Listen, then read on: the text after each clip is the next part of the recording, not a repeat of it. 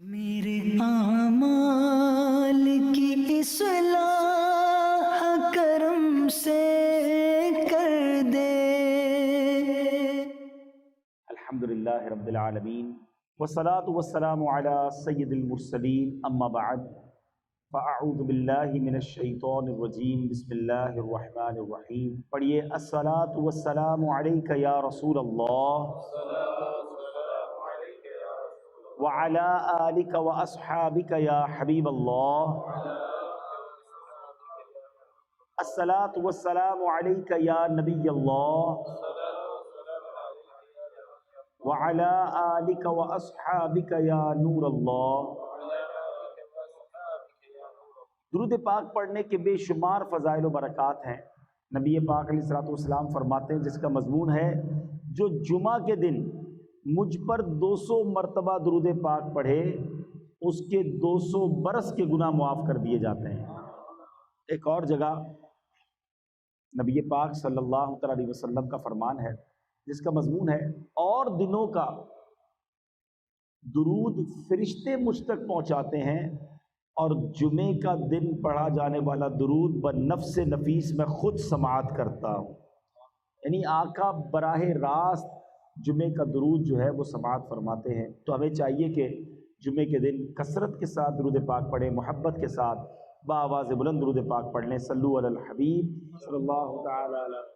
جمعے کے دن پر ہی آج کچھ بات کرتے ہیں۔ نارملی ہم جمعے کا دن ڈے آف فرائیڈے آرڈنری انداز میں گزار لیتے ہیں، تھوڑی سی کوشش کر کے جمعے کی نماز پڑھ لیتے ہیں، لیکن شاید یہ احساس نہیں ہوتا کہ یہ جمعہ ہمارے لیے کتنا بڑا رب کی طرف سے انعام ہے۔ جمعہ جو ہے وہ سید الایام ہے، تمام دنوں کا سردار ہے۔ جمعے کے دن جہنم کی آگ نہیں سلگائی جاتی۔ جمعہ کا جو دن ہوتا ہے اس کی رات کو دوزخ کے دروازے نہیں کھلتے۔ جمعے کے دن کو بروز قیامت دلہن کی طرح اٹھایا جائے گا۔ جو مسلمان جمعے کے روز انتقال کر جائے وہ شہید کا رتبہ پاتا ہے اور عذاب قبر سے محفوظ رہتا ہے۔ اور سبحان اللہ، جمعے کی ایک نیکی 70 نیکیوں کے برابر ہے۔ اسی لیے جب جمعے کے دن حج آتا ہے نا تو اس کو حج اکبر کہتے ہیں، کیونکہ حج بھی 70 حج کے برابر ہو جاتا ہے۔ ایسی کوئی اسکیم آ جائے، ایسا کوئی معاملہ ہو جائے کہ یار فلاں دن فلاں دنوں کے لیے کوئی اسکیم ہے، یہ کام کرو گے تو پیسے ڈبل ہو جائیں گے، فلاں ملک میں ٹیکس کم ہو گیا تو وہاں سے گاڑی منگوا لو، فلاں ملک میں نیا ماڈل آیا ہے تو ادھر کوشش کرو تو زیادہ پیسے بچ جائیں گے۔ ہم کاروبار میں جہاں جب پروفٹ نظر آتا ہے ادھر کوشش زیادہ کرتے ہیں۔ کئی کلومیٹر دور جا کر بھی اگر کسی اسٹور پر سیل لگی ہوئی ہو کہ 50% ڈسکاؤنٹ ملتا ہے تو ہم ادھر جا کے لیتے ہیں کہ یار فائدہ ہے۔ یعنی سیل لگا کر بہت سارے اسٹور والے سردیوں میں گرمیوں کا مال بیچ جاتے ہیں، گرمیوں میں سردیوں کا بیچ جاتے ہیں، ہم وہ بھی لے لیتے ہیں کہ چلو یار ابھی سردیاں نہیں آئیں لیکن سستا مل رہا ہے، جیکٹ لے لو سردیوں میں کام آئے گا۔ یعنی یہ ہمارا مائنڈ سیٹ ہوتا ہے، اس میں کوئی شرعی قباحت بھی نہیں ہے، لیکن یہی ذہن نیکیوں میں کیوں نہیں بنتا؟ جمعے کے دن ایک نیکی کریں تو 70 نیکیاں ہیں۔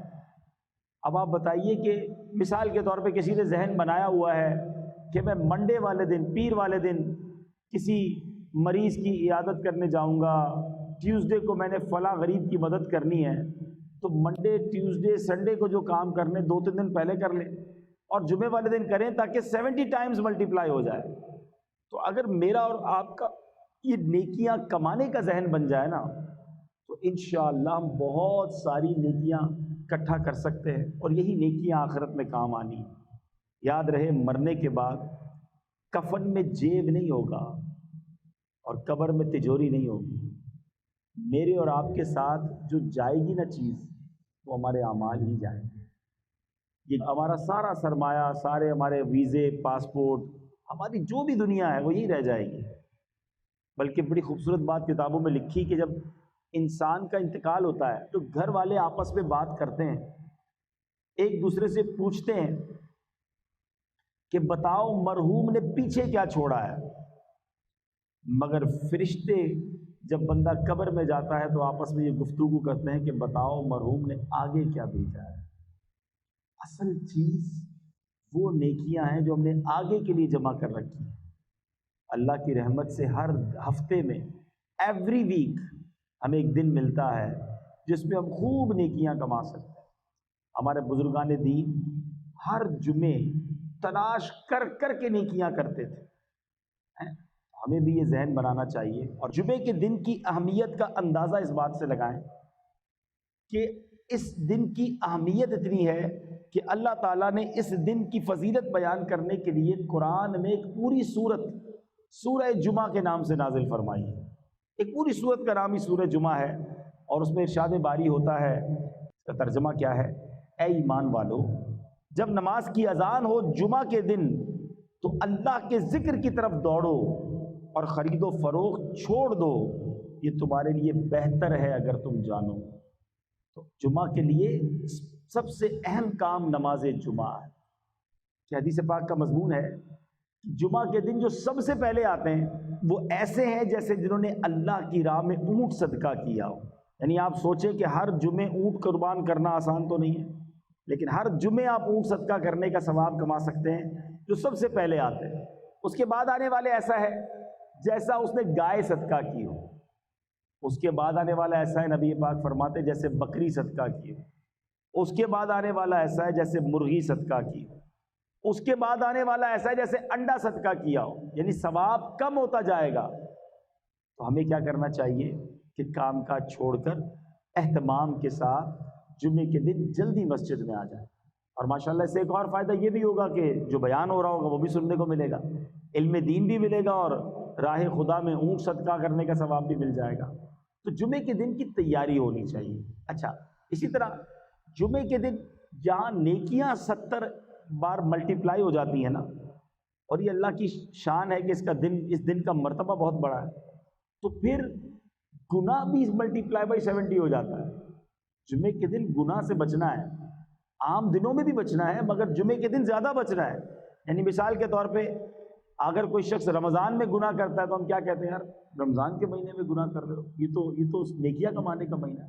مکہ شریف میں جا کر ایک نیکی 1,00,000 نیکی کے برابر ہے، مگر ادھر گناہ بھی 1,00,000 کے برابر ہے۔ جس چیز کی تعظیم زیادہ ہوگی نا، اس گھڑی میں، اس مقام میں، اس مہینے میں گناہ بھی زیادہ ناپسندیدہ ہوگا، اس کی سزا بھی زیادہ ہوگی۔ تو جمعے کے دن بالکل آپ نے اپنے آپ کو گناہ سے بچائے رکھنا ہے کہ کہیں ایسا نہ ہو کہ عبادت تو نہ کر سکے اور الٹا گناہ گار ہو جائیں، ہمارے گناہوں کا میٹر چلتا رہے۔ اللہ پاک مجھے اور آپ کو گناہوں سے محفوظ فرمائے، گناہ کرنے سے ہم سب کو بچائے رکھے۔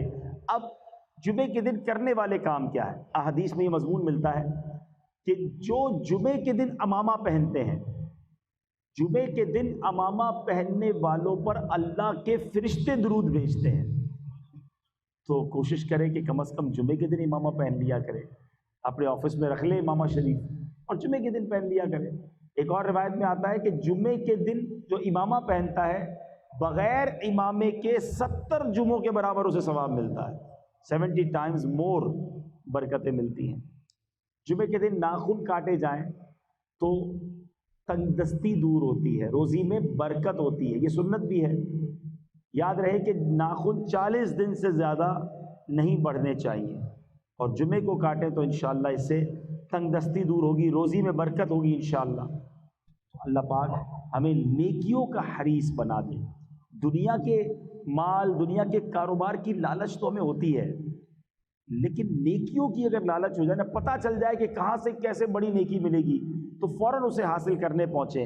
صحابہ کرام کو بڑا شوق تھا، یعنی وہ نیکیاں تلاش کر کے نیکیاں حاصل کرنے کی فکر کرتے تھے۔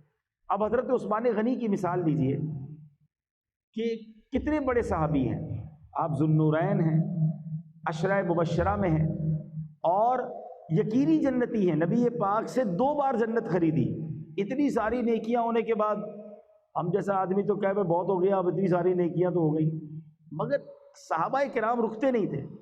ایک بار نبی پاک علیہ الصلوۃ والسلام نے مدینے کے لوگوں کو پانی کی ضرورت تھی، تو جو کنواں والا شخص تھا اس سے کہا کہ یہ کنواں مجھے دے دو اور اس کنویں کے بدلے جنت میں کنواں لے لو۔ وہ شخص کہتا ہے حضور میرا یہی کاروبار ہے، میرا کام چلتا ہی اسی سے ہے، میں اسی پانی کو بیچ کر گھر والوں کا معاملہ کرتا ہوں. تو اس نے آفر کو قبول نہیں کیا. کسی طرح یہ خبر حضرت عثمان غنی کو پہنچ گئی. حضرت عثمان غنی نبی پاک علیہ الصلوۃ والسلام کی بارگاہ میں عرض کرتے ہیں کہ حضور وہ آفر میرے لیے بھی ہے، اگر میں وہ کنواں خرید کر مسلمانوں کے لیے وقف کر دوں تو کیا میرے لیے بھی جنت ہے، جنتی کنواں ملے گا؟ نبی پاک نے فرمایا اے عثمان یہ آفر یہ تمہارے لیے بھی ہے. حضرت عثمان نے وہ کنواں جس قیمت میں اس نے دیا خریدا اور مسلمانوں کے لیے وقف کر دیا. تو پتہ چلا کہ صحابہ کرام کو موقع ملتا، چانس ملتا کہ ادھر نیکی ہو سکتی ہے، وہ فوراً وہ نیکی کرنے کی کوشش کرتے تھے. ہم کاروبار کے لیے تو واقعی اتنے جس کو کہیں کہ ایگریسو ہیں کہ جیسے ہی موقع ملے کہ یہ کام کر لو ہم کر لیتے. اس ملک میں پہنچ جاؤ، اب دیکھیں نا اتنے سارے پاکستانی یہاں پہنچ گئے. میں دنیا میں جدھر جاتا ہوں ایسے ایسے ممالک ہیں وہاں بھی لوگ پہنچے ہوئے. موقع ملا، چانس ملا، دنیا نظر آئی، پہنچ گئے. لیکن کیا بالکل اسی طرح ہم آخرت کے لیے نیکیوں کے لیے وقت نکالتے ہیں؟ بلکہ یہاں تو حال یہ ہے کہ 5 وقت نماز پڑھنے کے لیے وقت نہیں نکال پاتے. یہ درست نہیں ہے، یہ زندگی کا انداز اچھا نہیں ہے. مرنے کے بعد ہمارے اعمال ہی ہمارے کام آئیں گے. اور آج میں یہ چاہ رہا تھا کہ چونکہ جمعے پر ہی بات ہو رہی ہے تو آج جمعے کے خطبے پر بھی کچھ بات کی جائے. جمعہ کے خطبے میں ہم ایک اعلان بار بار سنتے ہیں، الا لا ایمان لمن لا محبت له. کبھی میں آپ کو مشورہ بھی دوں گا کہ بچپن سے جمعے کا خطبہ ہم سن رہے ہیں، کئیوں کو تو یاد بھی ہو گیا ہوگا، مگر اس کا ترجمہ بھی تو کبھی پڑھ لیں کہ امام صاحب ہر جمعے خطبہ دیتے ہیں، اس میں کہتے کیا ہیں، فرماتے کیا ہیں، سناتے کیا ہیں. سنو اس کا مطلب کیا ہے. الا لا ایمان لمن لا محبت له، سن لو اس کا ایمان نہیں ہے جس کے دل میں نبی پاک کی محبت نہیں ہے. عشق رسول کے بغیر ایمان کمپلیٹ نہیں ہے. محمد کی محبت دین حق کی شرط اول ہے، اسی میں ہو اگر خامی تو سب کچھ نامکمل ہے. تو محبت رسول یہ ہمارے ایمان کی جان ہے. مگر اب سوال یہ ہے کہ محبت ہونی کتنی چاہیے؟ محبت تو بہت ساروں سے ہوتی ہے، ماں باپ سے بھی ہوتی ہے، بھائی بہنوں سے بھی ہوتی ہے، بچوں سے بھی ہوتی ہے، بچوں کی امی سے ہوتی ہے، دوستوں سے ہوتی ہے، کاروبار سے ہوتی ہے. تو پیارے آقا سے بھی ہوگی؟ نہیں جناب. کتنی ہونی چاہیے یہ بھی نبی پاک نے خود بیان کیا. بخاری شریف کی حدیث ہے، میرے آقا فرماتے ہیں لا یؤمن احدکم حتی اکون احب الیہ من والدہ وولدہ والناس اجمعین. میرے آقا فرماتے تم میں سے کوئی اس وقت تک کامل مومن نہیں ہو سکتا جب تک میں اس کے نزدیک اس کی اولاد، اس کے والد اور تمام لوگوں سے زیادہ محبوب نہ ہو جاؤں. ٹاپ آف دا لسٹ، سب سے زیادہ نبی پاک سے محبت کرنی ہے. اور یہ ایمان کا تقاضا ہے. تم میں سے کوئی اس وقت تک کامل مومن نہیں ہو سکتا. تو یہ میلاد کا مہینہ پیارے آقا سے کنیکشن مزید مضبوط کرنے کا مہینہ ہے. لیکن اب سوال یہ ہے کہ ہم ہو سکتا ہے سارے لوگ کہیں کہ بھائی ہمیں بھی نبی پاک سے سب سے زیادہ محبت ہے. اگر یہ بات آپ کہتے ہیں، یہ دعویٰ آپ کرتے ہیں تو دلیل ہے کہ نہیں؟ کیونکہ صرف زبانی کہنے سے تو نہیں ہوگا نا. اگر واقعی کسی کو نبی پاک سے سب چیزوں سے زیادہ محبت ہے تو پھر پیارے آقا کی سنتوں پر عمل کہاں ہے؟ نبی پاک فرماتے جس نے میری سنت سے محبت کی اس نے مجھ سے محبت کی، اور جس نے مجھ سے محبت کی وہ میرے ساتھ جنت میں جائے گا. تو سنت کی اہمیت کتنی زیادہ ہے. اس کو میں آپ کو دنیاوی مثال کے ذریعے سمجھاؤں کہ اگر کوئی بیٹا آپ کو ملے، کوئی بچہ ملے اور وہ آپ کو کہے میں اپنے والد صاحب سے بڑی محبت کرتا ہوں، میں اپنے والد صاحب کا دیوانہ ہوں، اپنے والد صاحب پر میری جان قربان. آپ کہیں یار کمال ہے، ماشاءاللہ اپنے ابو سے کتنی محبت کرتا ہے.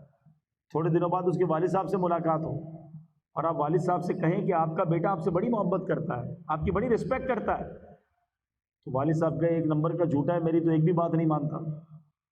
تو آپ کیا کہیں گے؟ یار کمال ہے، میرے سامنے تو اتنی باتیں کر رہا تھا کہ ابو میرا سب کچھ، میرے والد ہیں اور میری جان میرے والد پر قربان، والد کہہ رہا ہے میری ایک بات نہیں مانتا. تو آپ کیا کہیں گے کہ جھوٹا دعویٰ تھا. اب اپنے بارے میں ہم سارے چیک کریں. ایک طرف تو ہمارا دعویٰ یہ ہے کہ نبی پاک پر ہماری جانیں قربان، ہم پیارے آقا کے بڑے عاشق ہیں. تو یہ عشق رسول نظر کیوں نہیں آتا؟ نہ چہرے پہ نظر آتا ہے، نہ لباس میں نظر آتا ہے، نہ باتوں میں نظر آتا ہے، نہ کاروبار میں نظر آتا ہے۔ کیا نبی پاک کا عاشق جھوٹ بول سکتا ہے؟ کیا نبی پاک کا امتی کسی کو دھوکہ دے سکتا ہے؟ نبی پاک فرمائے من غش فلیس منا، دھوکہ دینے والا ہم میں سے نہیں۔ پھر کیسا عشق رسول ہے کہ مسلمان بھی کہلاتا ہے دھوکہ بھی دیتا ہے، مسلمان بھی کہلاتا ہے گندی بری باتیں بھی کرتا ہے، مسلمان بھی کہلاتا ہے حرام بھی کماتا ہے، اپنے آپ کو نبی پاک کا عاشق بھی کہتا ہے اور بے حیائی کے کام بھی کرتا ہے، شرابی دوست بنائے ہوئے ہیں، معاذ اللہ خود بھی شراب کے اڈوں پہ جاتا ہے۔ تو خود سوچئے آپ کہ یہ عشق رسول نہیں ہے۔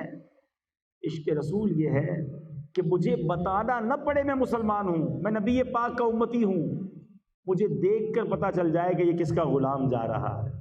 شاعر لکھتے ہیں نا، فنا اتنا تو ہو جاؤں میں تیری ذات عالی میں، آقا جو مجھ کو دیکھ لے اس کو تیرا دیدار ہو جائے۔ ہمیں دیکھ کر پتہ چل جائے یہ کس کا امتی ہے، یہ کس کا غلام ہے۔ یقین کریں میٹھے اسلامی بھائیوں، اگر ہم نبی پاک کی عشق والی زندگی گزاریں اور صحیح اسلام کی تعلیمات والی زندگی گزاریں تو دنیا بھی اچھی ہو جانی ہے، آخرت بھی اچھی ہو جانی ہے۔ آج مسلمان کہلانے والے کو قرآن پڑھنا نہیں آتا، نبی پاک کا امتی تو کہلاتا ہے، مگر آقا کے قلب اطہر پر جو قرآن نازل ہوا، اور یاد رہے پیارے آقا پر کہ بہت سارے معجزات ہیں، مگر جس معجزے کو اعظم المعجزات کہا گیا، بگیسٹ میریکل کہا گیا، وہ قرآن مجید فرقان حمید ہے۔ مگر قرآن پڑھنا بہت بڑی تعداد میں مسلمانوں کو نہیں آتا، کھولتے بھی نہیں ہیں قرآن۔ میں آپ سے اگر سوال کروں کہ آپ نے یہ بتائیے کہ فیس بک کب آن کیا تھا، آپ کہیں گے بھی مسجد میں آنے سے پہلے آن کیا تھا۔ اچھا واٹس ایپ، وہ تو ہو سکتا ہے مسجد میں بھی چیک کیا ہوگا۔ تو کئی سافٹ ویئر ہم روزانہ کئی بار آن لائن کرتے ہیں، اور میں یہ پوچھوں کہ بتائیں قرآن کب کھولا تھا؟ جواب آئے گا پچھلے رمضانوں میں۔ اب کب آن لائن کریں گے؟ اگلے رمضانوں میں۔ ہم قرآن سے کتنا دور ہو گئے۔ اور ایک سچ بات بتاؤں، جب قبر میں جائیں گے نا، یہ سارے سافٹ ویئر آف لائن ہو جائیں گے، قرآن قبر میں بھی آن لائن ہو جائے گا۔ تو اس چیز کو تھامو نا جو قبر میں بھی کام آنی ہے، مگر قرآن سے ہم دور ہیں۔ کئی لوگ ملتے ہیں مجھے، کہتے ہیں سکون نہیں ملتا، دلی سکون چاہیے، کوئی وظیفہ بتائیں۔ کسی اور سے وظیفہ کیوں لیں، قرآن سے ہی معلوم کر لیتے ہیں۔ اے رب کے کلام ہمیں بتا کہ ہمیں دل کا سکون کہاں سے ملے گا۔ اللہ کریم قرآن میں فرماتا ہے الا بذکر اللہ تطمئن القلوب، بے شک اللہ کے ذکر میں دلوں کا چین ہے۔ شراب پینے میں چین نہیں ہے، بے حیائی اور بدکاریوں میں سکون نہیں ملے گا، فلموں ڈراموں گانوں باجوں میں سکون نہیں ملے گا۔ اگر واقعی قلبی سکون چاہیے تو وہ اللہ کے ذکر میں ملے گا، اللہ کی یاد میں ملے گا۔ اللہ پاک ہم سب کو ساری زندگی پیارے آقا کی محبت میں گزارنا نصیب فرمائے، ان کی سنتوں پر عمل کر کے گزارنا نصیب فرمائے، ساری نمازیں پابندی سے پڑھنا نصیب فرمائے، آمین بجاہ النبی الامین صلی اللہ تعالی علیہ وسلم۔ میرے اعمال کی اصلاح کرم سے